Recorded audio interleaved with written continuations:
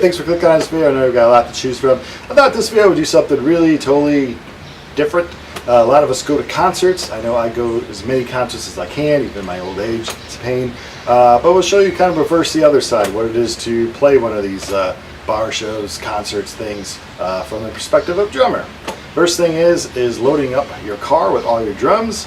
Parents out there, teach your kids how to sing or play guitar. It's a lot easier than drums. That is putting all your gear in. I'm sure it's a harder instrument to learn and harder to keep your voice good, but I'm talking about the physical labor of bringing all your crap to a show. So I took off work today because usually it's load the car up at lunch break and then get changed to work really fast and head to a show. And then today's show is Saturday night. I'm actually off tomorrow, which is great. So I took off today, off tomorrow, so I can actually enjoy the show as much as possible. So let's get loaded up.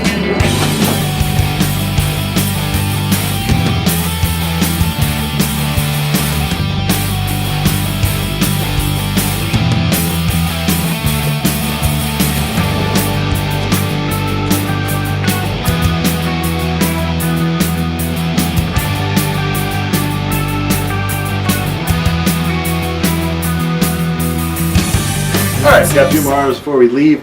Load-in time is 4:35 p.m. So it's a good thing I took off work. Early load-in time.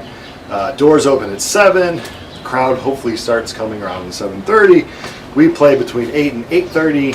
And headlining band's Pansy Division from California. The band after us is Rage and the Drinks, I believe. They're from Chicago, so a local band. So hopefully you get, I don't know, it'd be nice to get 100 people. I used to always worry when I was in a headlining band, like how many people are going to show and people are going to have a great time. And now I just worry people have a great time, but really any more than 10, 15, 20 people there at a bar, I'm a happy camper. We got a few more hours. I'll get ready, then we'll hit the road. I love playing a show where I don't have to work that day. It gives me plenty of time to shower, shave, and relax. But now it's time for this clean rock and roller to go out and get dirty. 3 o'clock, we're going to leave a little early. I want to hit Brick and Brack, which is a toy store I've mentioned before on this channel. I want to buy some important essentials. Being that Chicago traffic, I always like to play it safe. It's Saturday. Traffic is horrific because it's a beautiful day outside. So yeah, the place is only 10 miles away, but welcome to Chicago traffic, kids. I'm going to leave a good hour and a half early and hope for the best. I hope people show up. I have my wife showing up, so that's one fan already. Yay! I got lucky as traffic eastbound into the city was okay today. Those going westbound, well, they're probably still sitting on that so-called expressway. At Brick and Brack store, it was time to check out some toys and records. I was having good luck today as I found parking right in front of the Beat Kitchen. This is my first time playing this popular Chicago bar. It's time to get my drums inside. I can never fully relax at a show until all my gear is set up. This is our 10th show as a band, but only the 3rd time I'll be playing my own drums. Seems like a lot of bars and clubs lately kind of provide their own drum set to help things flow easier with the backline. But tonight, I'll be playing my own ones, which would be nice. As the headlining band sound checks, I'm reminded I've been using the same drums since 1996. I started playing bands in 1988 and played in different bands until 2005 when I gave it all a break. After about a 15-year break, I was just about to sell all my stuff when all this just came about. So now for the last year, I've been calling myself a drummer again. It's funny to think back at how many shows I've played and all the strange places that shows were held at. Punk shows can happen anywhere. I've played a ton of VFW halls, a miniature golf course in Pennsylvania, a karate school in Arkansas, a horse farm in Texas, and everywhere in between. I've played shows in all 48 contiguous states and parts of Canada.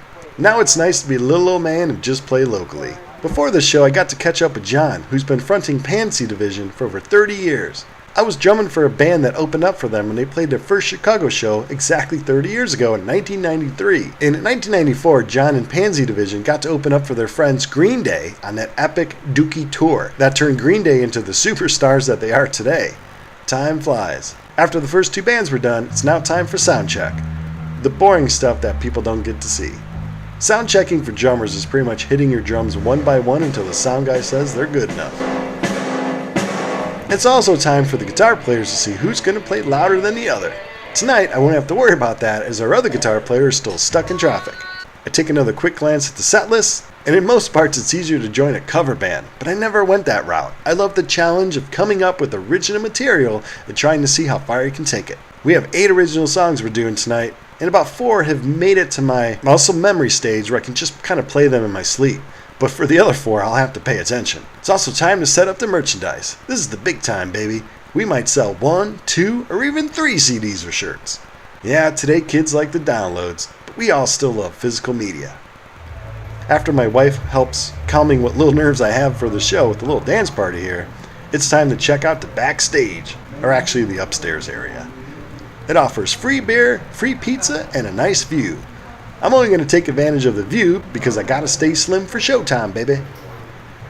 The guy at the door told us they pre-sold over 125 tickets and expect a full house at around 200 people tonight. That's going to be our largest crowd we've played in front of so far. Looks like it's showtime. Time to hit stuff and hope for the best.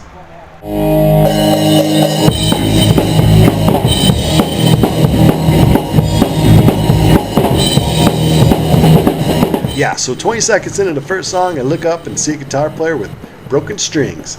Not a good sign, but it's rock and roll. After sludging through our first 4 songs, we were able to get the ship straightened out a little bit. Things settled in, and our last 4 songs hopefully left a good impression on this kind and understanding crowd.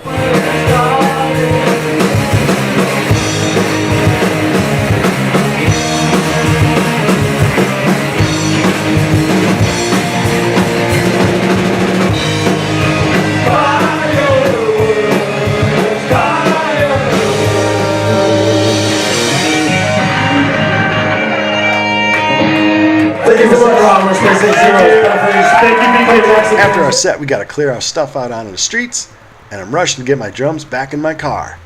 Up next was local band Beverage Into Drinks. They seem to be well loved by the crowd.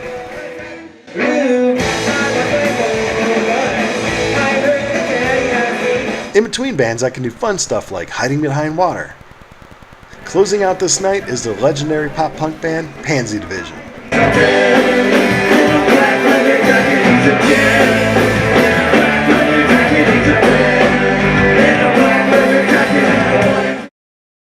I drove home and was in my bed by 12:30. Alright, thanks for watching that. I hope it was a little bit interesting, alright?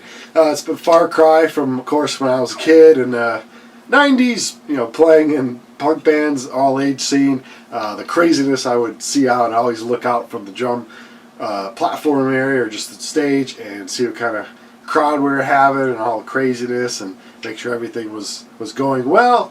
Had some amazing times in the 90s and was fine with that, and it was fine saying, so long to drums. Like I said, took a 15-year break. Really happy now, coming with a whole different kind of mentality, just having fun. No more of the stress of like, will this be my career? Well, it won't be my career.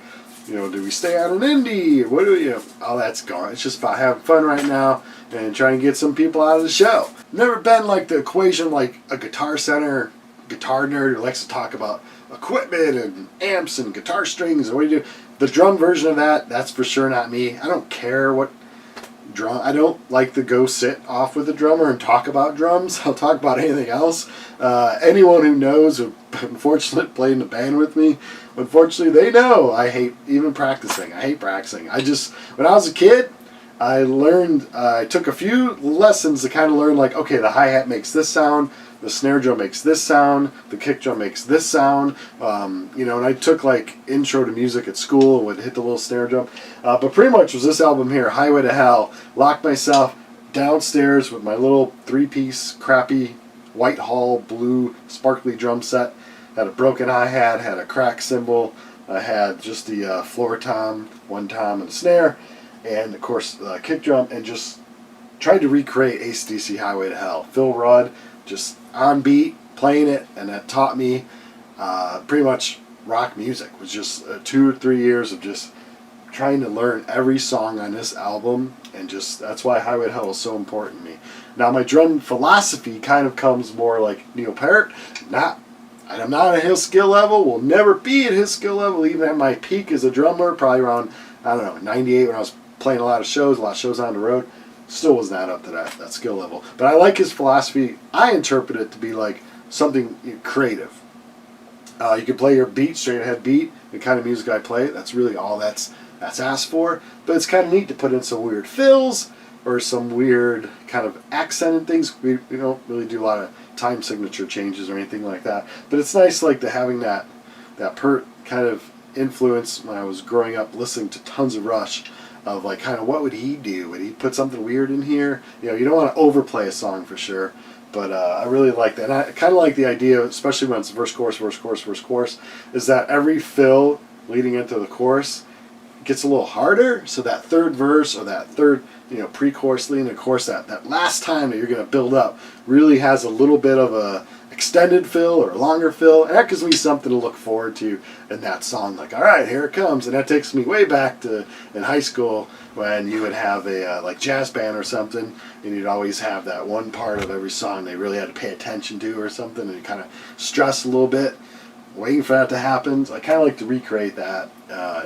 Any song that I write the drums for, just kind of put that one special thing in there to kind of keep me on my toes. And I love going in the studio, and I love playing live. Don't really like practicing. I don't really practice on my own that much. I just practice with band. I see all these YouTuber drummers making all these videos and drumming and going a million miles an hour, doing all these crazy hard beats and all that. That has never been me. I don't really get crazy about gear. Like I said, I've had the same drum set since '96. I buy new sticks every once in a while and new drum heads every once in a while, but yeah, I don't really care about any of that kind of stuff really, but that's just how I do it. Some people love that kind of stuff. They love to talk shops and cymbal sizes and what kind of this and that is pasty, Zildjian, Sabian. What do you? I don't care. I also like to add to my philosophy is listen to a lot of music. You don't have to listen to a lot of kinds of music, but just fill your head with a lot of examples of what you may want to put into a song. When a group comes to me with a song and I'm kind of looking for what kind of drums to put to it, I'm going to sort through my head and be like, well, this part kind of sounds like this, so let me throw in this beat that I learned from AC/DC, or this part sounds like this, so I'm going to do some Naked Raygun type stuff here, or this part sounds like this. Oh, I heard this part once in like a Smashing Pumpkins song, so I'm going to try that here. Always have lots in your head to draw from. And then, of course, it's rock and roll, baby. You can just put it out there and say it's your own. Any tips or tricks, from anything in my experiences? Not really. I do like to leave my hardware cymbal stands as extended as possible. I don't like to break them totally down, just wear and tear to put them backwards. This will fit in my car extended. That way I don't have to reset them all the time. With my floor tom legs, I put a little piece of tape on the legs of where I want the floor tom to be, and a little piece of tape, like I said, on the cymbal stands and on other stands, so I kind of know where everything needs to be. I like to set up really fast. I like to take stuff away from the stage really fast. It was fun headlining and all that shows like way back when. But now we're opening a lot of shows. I'm in a band that's opening a lot of shows, so I like to get the heck off the stage really fast to allow the most time for the group after us to set up. I always like to do that. I always like to be respectful, get on and off the stage really fast. I always like to tell the sound guy, thank you very much for doing our sound tonight. The club owner, thank you very much for having us. I don't like to really drink or get crazy before the show. I like to be on stage, we're playing punk rock or whatever. I like to be as professional as possible. And I think that goes a long way when you get known in the scene or in the field as someone who isn't a jerk. Musicians can be jerks at times, can be jerks a lot of times. A lot of egos, a lot of weird emotions with the artsy types. So it's just nice to be refreshing and normal, knowing that a lot of these club owners and sound guys and people that run indie labels have to deal with a lot of different personalities. I've always tried to be a nice, chilled, entertaining personality. Even on stage, sometimes I look really bored. I bite my lips, so I write on my set list, smile or have fun tonight. And it's not the same scene, so I'm just looking at people that hopefully aren't on their phones all night. But yeah, so I try to have fun, so I try to tell myself to have fun. Look like you're having fun up there, don't look like you're bored. Yeah, so that's what I would suggest to people is just, like I said over a million times, have fun. But even at the point where you're just playing clubs and it's just for fun, still be very professional about it, and people will enjoy you for that, and you'll get a good reputation. I hope you enjoyed the video. There'll be links in the description, the music and stuff like that if you're interested. And I'll be back with Brian's Funhouse with regular programming really soon. Thanks for watching.